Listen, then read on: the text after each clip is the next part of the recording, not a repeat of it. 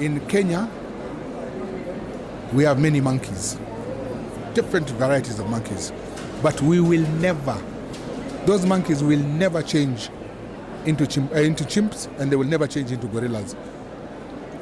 A lot of East Africa and a lot of countries in East Africa were only thinking about numbers. We want to say we've got 50 million coming in, but what is their spend?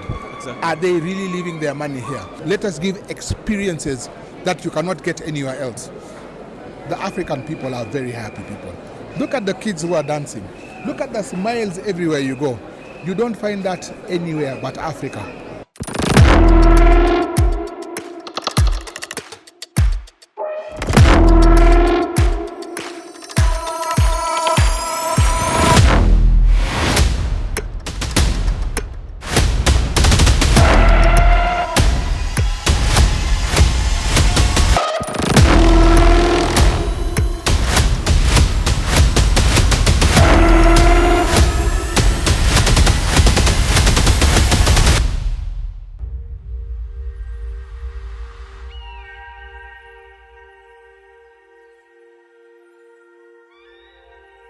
We've seen Visit Rwanda, we've seen Visit Burundi, we've seen Tanzania, and right now, allow me take you direct to magical Kenya. Yep. And with me here, I don't want to put the ranks down. He's going to do the honors of introducing himself, and we roll. Thank you for accepting our call, sir. Okay. My name is Victor Shitakha. I'm a board member in the Kenya Tourism Board, Magical Kenya, which is the origin of mankind. Two, I'm the chairman of the Kenya Coast Tourism Association, which caters for the 6 counties in the coast. And coast is the hub of tourism in Kenya. And 3, I'm the president of Skull Club International. Welcome, Skull Club Kenya, but Skull Club is an international association of over 25,000 people. And it's friends doing business in the tourism industry. Now, why did we come to Poate? This is the 10th edition of Poate, and we have seen it grow. And you'll hear about the collaboration that we are trying to do between Kenya and Uganda. But let me put it into perspective. World travel last year was 1.5 billion people travel around the world. People who came to Africa from the 1.5 billion was 80 million.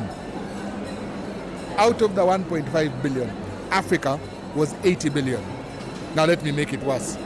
How many people came to East Africa? Total of about 5 to 6 million, East Africa.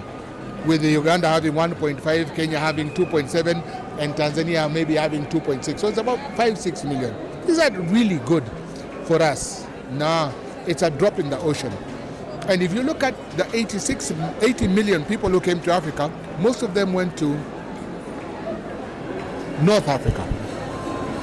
So we are partnering and seeing how do we collaborate, how do we sell ourselves as a region and bring numbers in. We have got the capacity, we've got everything that takes to sell. But how do we sell? Sadly, Uganda has a lot of parts that we don't talk about. Kenya as well, we've got parts that we don't talk about. But if we collaborate and teach one another, we can do a lot. So Poate is good, it's going in the right direction. I think it has 140 buyers. And we've got Kenyan companies here, we've got Tanzania. So already we are selling East Africa.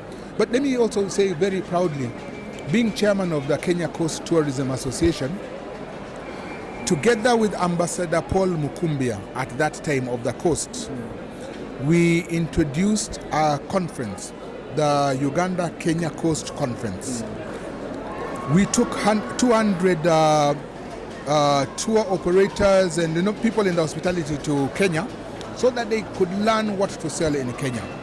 And then we brought people from Kenya to Uganda as well so they could understand how to sell to Uganda. Then let me just give you one problem that used to happen. We used to have tour operators in Kenya who say, you come to Uganda and everything, you land. Once you land by plane, you are only 5 minutes away from Munyonyo. That's nonsense. They did not know that you land in Entebbe and have to drive.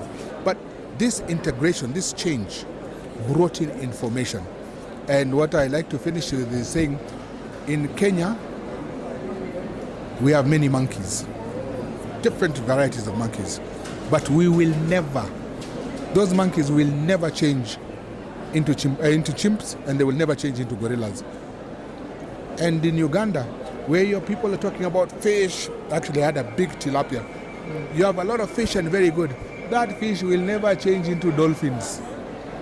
So you have to come to Kenya to see them, and we have to come here. And if we can integrate like that with Poate and the magical Kenya that is coming in October, where we will have about 250 buyers, and we are cross-selling, we are going to achieve our dream of getting a lot more people coming into East Africa. Yes, Director, you've talked about numbers, and the issue has always been numbers. But then, when you look at arrivals, everyone is pushing for arrivals. Yes. How about the spend? The biggest thing is a lot of East Africa and a lot of countries in East Africa were only thinking about numbers. You know, we want to say we've got 50 million coming in, but what is their spend?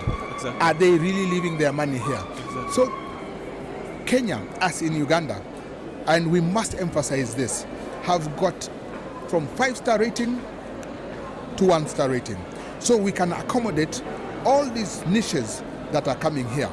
We do not only want to attract the truck drivers or everything who come here on all-inclusive hotels. They don't even go out, and the community doesn't get it. But now we are starting to go for the high-end hotels. Now, if you look at the places here in Poate, those lodges and those facilities that are pushing the higher-end areas. If you look at Rwanda, who are also here, they are pushing the high-end areas. So that spend will be bigger, but we must blend. We want to be attractive to all sectors, but we also need the high spenders to come in. And that is what makes money for our countries and puts money in our pockets. How do we attract that? Selling, getting our capacities up, building our capacity, building, you know, what is the buzzword now? Sustainability, ecologies. I went to one of it's that place there. Kainera. Yes. And have you seen what they are building? Have you seen the furniture they are doing? It is being done by community, people who are being trained. Now, that will sell like a hot cake, and that will bring money to the community. But that is very high end. That is what we are looking at. Let us give a high end product. You have children. Yes. So now if it's too late for you, what about your children? Your children have got to go. We've got to start it, and we've got to go on. We've got to go on. You know, you're not going to live anywhere else. You're a Ugandan. Exactly. And you have Kenyan. Yes. I'm a Kenyan. Yes. And I worked here in Uganda. I'm not going anywhere. That's my country. I've got to make it better for my children's children. You got to do the same. So it's never too late. Maybe we have taken late to start. Maybe we've taken time to start, but we are getting there. This Poate that you're doing here, 2 years ago, was it like this? No. Did you see even the accessibility was not good? But now look at it now. Look at the building. Look at what has come up. So we are improving as we go. You're making really huge remarks, Director, and I'm loving it. And I want to take you a little bit, I want to twist a little bit Go ahead. to get your mind on the stuff we are selling. You've talked about pushing authenticity. And if we take away the wildlife, according to you, what do you think we can focus on? Because sustainability, it has an aspect of community in there. And you talked about people, us as people, as East African, as African people. We are very happy people. When you go to Tanzania, when you go to Kenya, when you come here to Uganda, you find everyone is loving the people and everything. Don't you think we've neglected that part, and we are focusing more on the big fives, on the what, on the great migration, on, you know? You know, you've got it. Let me ask you one thing. Let me put it this way. When we talk about sustainability, we are talking about it in these big offices. Yes.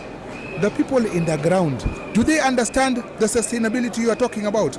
Are we educating them and building their capacity on talking about sustainability? You see, our forefathers used to know, if I've got this sickness, I use this tree. I'm not going to cut this, I'm going to do this. So that is the way they understand sustainability. When you're talking about carbon credits, those guys on the ground, do they know what you're talking about? Are we doing much to educate them and include them in decision making? Once we get there, once they understand why we are doing tourism, a lot of times you've got fantastic facilities and they make a lot of money, and the owners and everything use that money. The people who are around don't gain from it. Is that sustainable? And we're calling sustainability, we've got an eco-lodge because we are using material that is eco-friendly. But the people who are there must be involved in knowing what the sustainability we want. Once that is happening and that is being pushed, then they also help to bring up. And that is how we are going to do in the future. I'm loving this conversation. I don't know how long we are going to have it. You told me 2 minutes. But then, now I want to pull you back to Poate as an event, and that falls under MICE. Yes. Kenya has done fantastically well around MICE, Rwanda too, Yes. and Uganda we are trying to push so much around MICE. Yeah. Where do you think, and what do you think we can do best to see that at least we get the grab of that MICE and we squeeze the juice out of it?